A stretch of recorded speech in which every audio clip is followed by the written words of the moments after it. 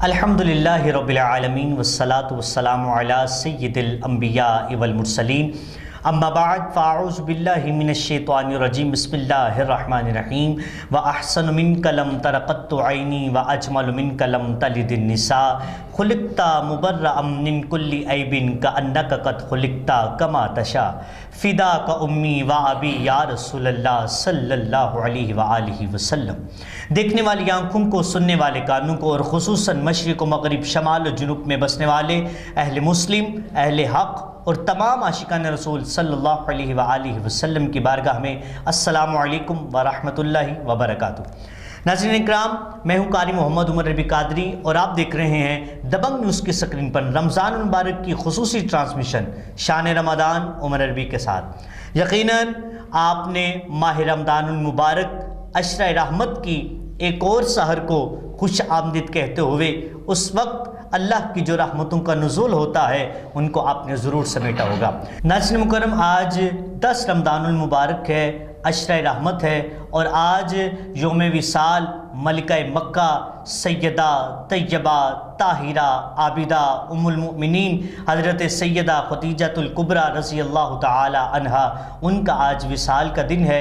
انشاءاللہ اس کے اباؤٹ بھی ہم علامہ صاحب سے گفتگو کریں گے، اور انشاءاللہ جو ہے وہ مزید اس کی روشنی میں انشاءاللہ ہم علامہ صاحب سے رہنمائی حاصل کریں گے، اور اسی کے اباؤٹ انشاءاللہ ہم گفتگو کریں گے۔ ناظرین، 10 رمضان المبارک ہے، عشرہ رحمت ہے، اور آج ملکۃ المکہ سیدہ طیبہ طاہرہ عابدہ عالمہ حضرت ام المؤمنین حضرت خدیجۃ الکبریٰ رضی اللہ تعالی عنہا، آج کا آپ کا یوم وصال ہے۔ انشاءاللہ ہم علامہ صاحب کے ساتھ اس اباؤٹ بھی انشاءاللہ گفتگو کریں گے۔ ناظرین مکرم، پروگرام شان رمضان کے خصوصی مہمان ہمارے درمیان تشریف فرما ہے، تو میرے ساتھ تشریف فرما ہے مناظر اسلام حضرت علامہ راشد محمود نقشبندی صاحب، اور دوسرے پہلو پہ تشریف فرما ہے جناب عالمی شہرت یافتہ قاری جنید لیاقت صدیقی صاحب۔ انشاءاللہ ان سے بھی جانتے ہیں کہ ماہ رمضان المبارک کیسا گزر رہا ہے۔ السلام علیکم ورحمۃ اللہ وبرکاتہ۔ وعلیکم السلام۔ علامہ صاحب کیسے مزاج ہیں آپ کے؟ الحمدللہ جی۔ کیسا ماہ رمضان المبارک گزرا؟ الحمدللہ جی، ماشاءاللہ۔ یقیناً اس کی رمضان المبارک کی رحمتیں سمیٹ رہے ہیں ماشاءاللہ، سبحان اللہ۔ اور یہاں قاری صاحب تشریف فرما ہے، ان کی طرف بھی بڑھتے ہیں کہ ماہ رمضان المبارک کیسا گزرا۔ السلام علیکم ورحمۃ اللہ وبرکاتہ۔ وعلیکم السلام۔ قاری صاحب کیسی مصروفیات جاری ہے؟ ماہ رمضان المبارک کیسا گزرا ہے؟ الحمدللہ، اللہ پاک کا بڑا خاص ماشاءاللہ۔ یقیناً ماہ رمضان المبارک اپنے دامن میں بہت ساری خوشیاں رکھتا ہے۔ جب ہمارے درمیان تشریف لاتا ہے ہر چہرے پر ایک الگ سی مسکراہٹ ہوتی ہے، اور مومن جو ہیں اور اللہ سرکار علیہ الصلوۃ والسلام سے جو پیار کرنے والے ہیں، وہ اس کی سحر و افطار کو ایک اچھے انداز کے ساتھ خوش آمدید کہتے ہیں۔ ناظرین مکرم، پروگرام شامل رمضان میں ہم شامل کریں گے سب سے پہلے سرکار علیہ الصلوۃ والسلام کی بارگاہ میں ہدیہ عقیدت۔ تو میں قاری جنید لیاقت صدیقی صاحب سے ہی ملتمس ہوں گا کہ وہ ایک پیارا سا کلام جو ہے وہ سنائیں، کیونکہ نعت سرور کے لیے ہے، گفتگو شعور کے لیے ہے۔ پہلے سرور حاصل کرتے ہیں، پھر انشاءاللہ ہم شعور کی طرف آتے ہیں۔ بسم اللہ فرمائیں قاری صاحب۔ شکریہ، ماشاءاللہ، بہت ہی اچھا کلام آپ سب احباب کی نظر۔ شاہوں سے نہ مانگو تم، سبحان اللہ،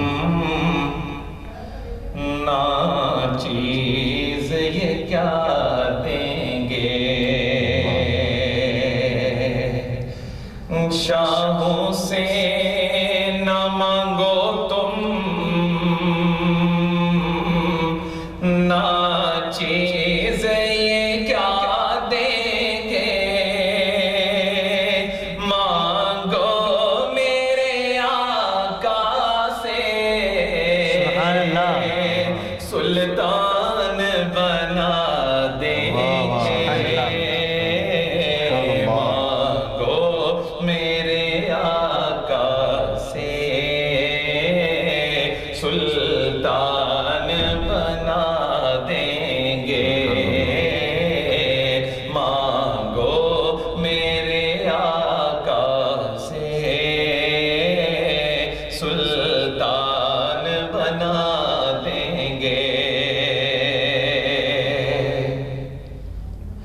گھبراؤ نہ دیوانو تم گرمی محشر سے اللہ اکبر اللہ اکبر گھبراؤ نہ دیوانو تم گرمی محشر سے سرکار تمہیں اپنے دامن کی ہوا دیں گے مانگو میرے آقا سے سلطان بنا دیں گے مانگو میرے آقا سے سبحان اللہ سلطان بنا دیں گے سبحان اللہ سیاحو چلو دیکھو ایک بار مدینہ بھی سیاحو چلو دیکھو ایک بار مدینہ بھی طیبہ کے حسین منظر تمہیں دنیا بلا دیں گے مانگو میرے آقا سے سبحان اللہ سبحان اللہ بنا دیں گے مانگو میرے آقا سے سلطان بنا دیں گے سبحان اللہ سبحان اللہ اور کیا وقت علامہ صاحب ماشاءاللہ آپ کی نظر مقدہ کیا وقت ہنسی ہوگا جب لحد میں فاروں کی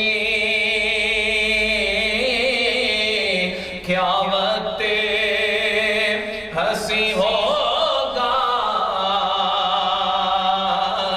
جب لحد میں فاروں کی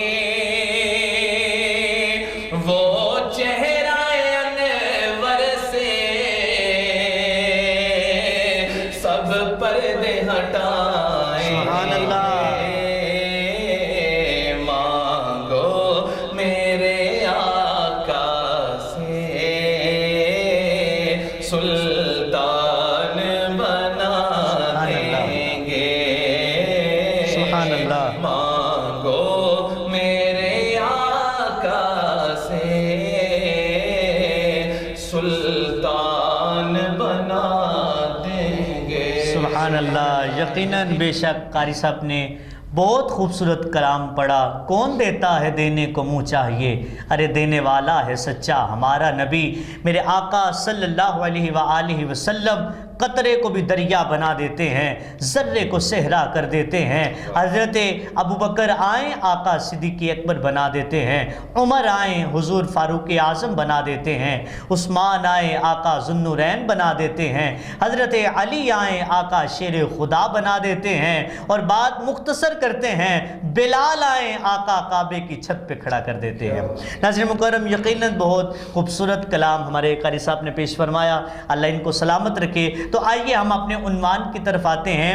اپنے جو ہے ازواج مطہرات رضی اللہ تعالی عنہم, ان کے متعلق جو ہے ہمارا عقیدہ کیا ہے, ان کو اللہ رب العزت نے کن شانوں سے نوازا ہے, ہم اس کے اباؤٹ جو ہے علامہ صاحب سے گفتگو کریں گے. کیونکہ آج ملکہ مکہ حضرت سیدہ طیبہ طاہرہ عابدہ عالمہ حضرت سیدہ خدیجۃ الکبریٰ رضی اللہ تعالی عنہا, ان کا یوم وصال ہے. انشاءاللہ ان کے بارے میں ہم علامہ صاحب سے جانیں گے. تو علامہ صاحب سب سے پہلے میں آپ کی بارگاہ میں عرض کرنا چاہوں گا کہ حضرت سیدہ خدیجۃ الکبریٰ رضی اللہ تعالی عنہا کے بارے میں کچھ آپ جو ہے وہ ارشاد فرمانا چاہیں, ان کی شان کے اباؤٹ. नहमदुहु व नुसल्ली व नुसल्लिमु अला रसूलिल करीम अम्मा बाद फ़अऊज़ु बिल्लाहि मिनश शैतानिर रजीम बिस्मिल्लाहिर रहमानिर रहीम। सबसे पहले तो मैं कारी उमर अरबी साहब का तहे दिल से शुक्रगुज़ार हूँ जिन्होंने हमें इस रमज़ान मुबारक के प्रोग्राम शान रमज़ान में जो है हाज़री का मौका दिया। ये आपकी ज़रा नवाज़ी है जनाब। अल्लाह ताला दिन दुगनी रात जुगनी इस प्रोग्राम को और इस दबंग न्यूज़ को तरक्की अता फरमाए। आमीन आमीन।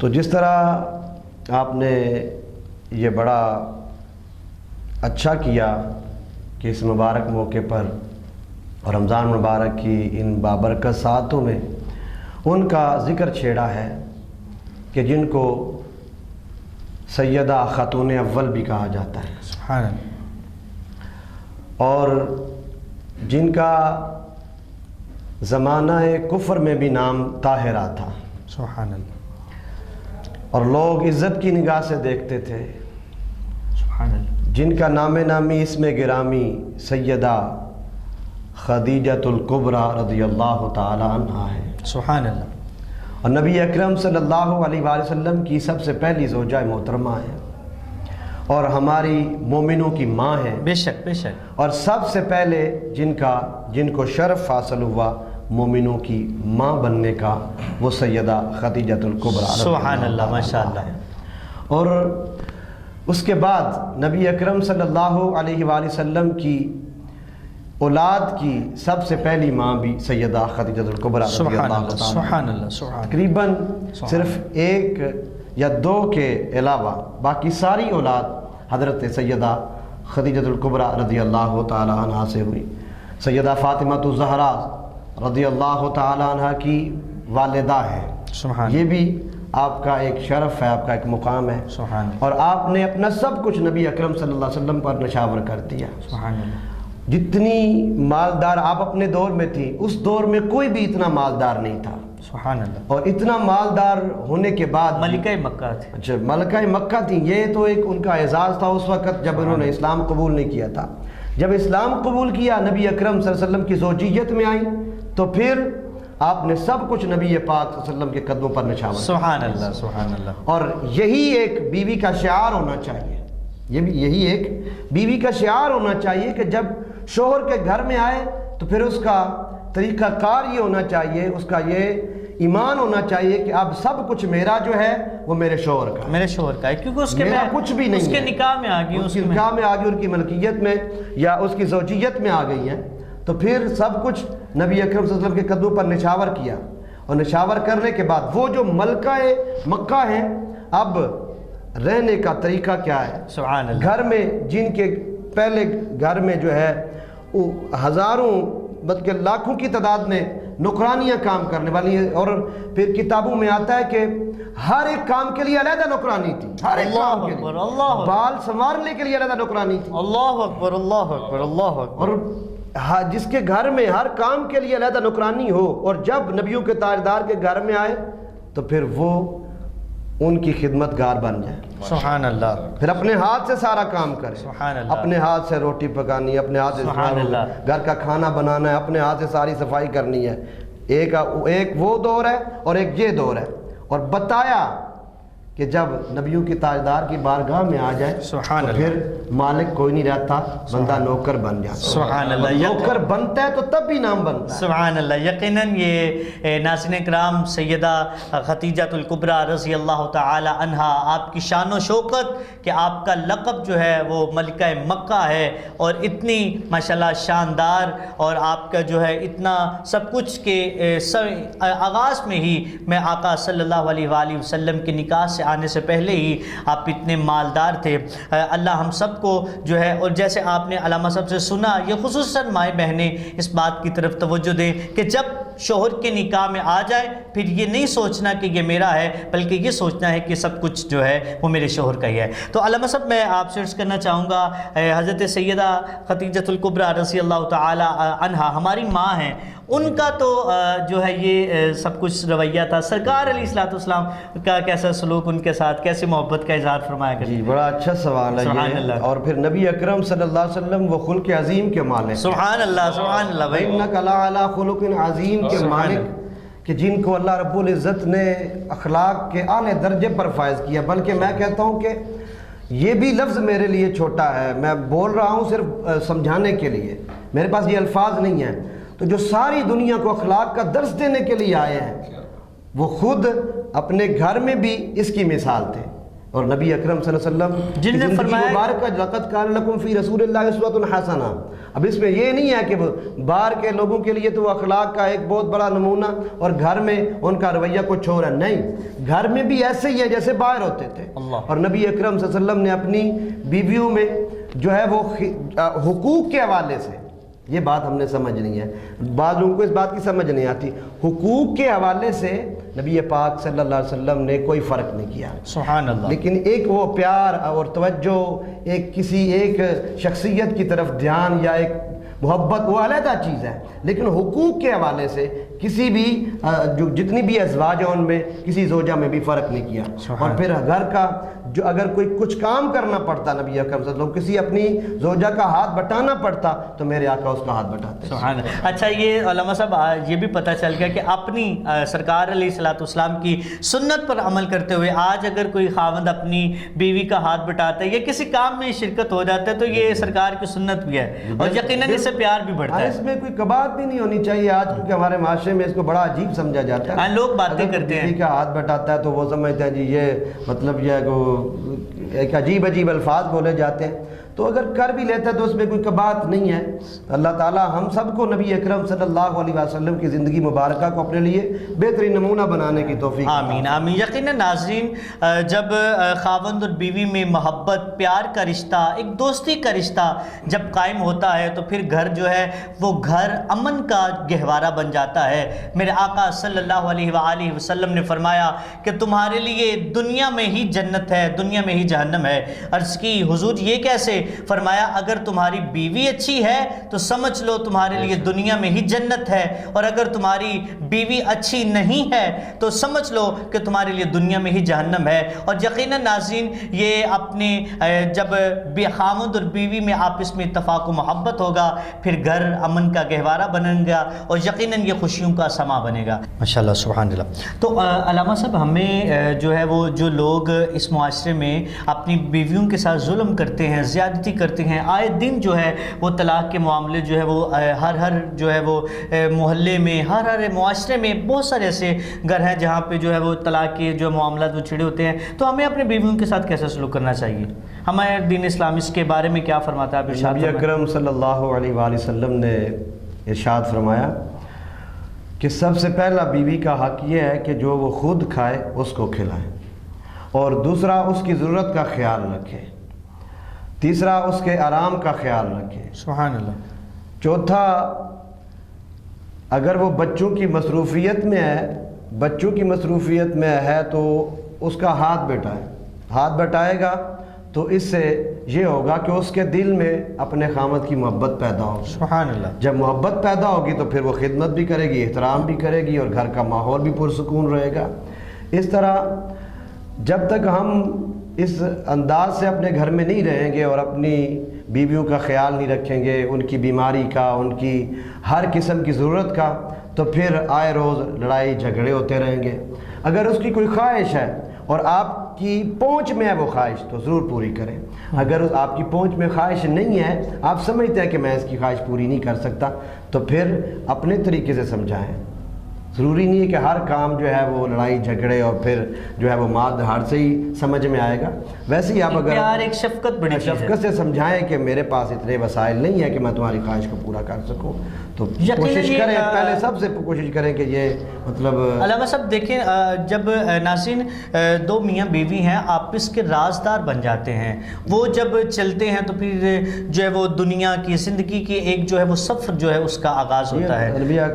جو قرآن پاک کا کا فرمان علی شان بھی ہے، ہن لباس اللہ وانتم لباس اللہ، وہ تمہارا تم اس کے لباس ہو، وہ تمہارا لباس، تمہارا لباس ہے۔ یقیناً ناظرین، ہمیں چاہیے کہ ہم اپنے معاشرے کو بہترین کرنے کے لیے، اپنے گھر کو بہترین کرنے کے لیے، اپنے گھر کو امن کا گہوارہ بنانے کے لیے آپس میں یہ نہیں کہ اپنی بیوی کے ساتھ، بلکہ جو بیوی کے حقوق ہیں وہ بیوی کو دیں، جو ماں کے حقوق ہیں وہ اپنی ماں کو دیں، جو بچوں کے حقوق ہیں آپ ان کے بچوں کے، جو بچوں کے حقوق ہیں ان بچوں کے حقوق آپ ضرور دیں۔ دوست احباب، دیگر جس کے جتنے حقوق ہیں آپ کو چاہیے کہ آپ کو سبھی کے حقوق کا جو ہے وہ خیال رکھے، کیونکہ یہ ماہ رمضان المبارک جب آتا ہے کچھ سیکھنے سکھانے کے لمحات ہیں۔ علماء ہمارے درمیان بیٹھتے ہیں، ہم ان سے سوالات کرتے ہیں، جوابات لیتے ہیں۔ یقیناً یہ جو ہے علامہ صاحب، میں آخری سوال کی طرف بڑھنا چاہوں گا۔ ایسا بہت سارے گھروں میں ہے جن کے گھر میں اولاد نہیں ہوتی، تو وہ جو ہے وہ بیوی پر ہی سارا جو ہے قصور دیوا جو ہے ٹھہراتی، اس کے بارے میں آپ کیا فرمانا چاہیں؟ ایک مسلمان ہونے کے ناطے ہمیں ایسا نہیں کرنا چاہیے کہ اگر اولاد نہیں ہوتی تو سارا وزن جو ہے یا سارا بلیم جو ہے وہ بیوی کو کر دینا۔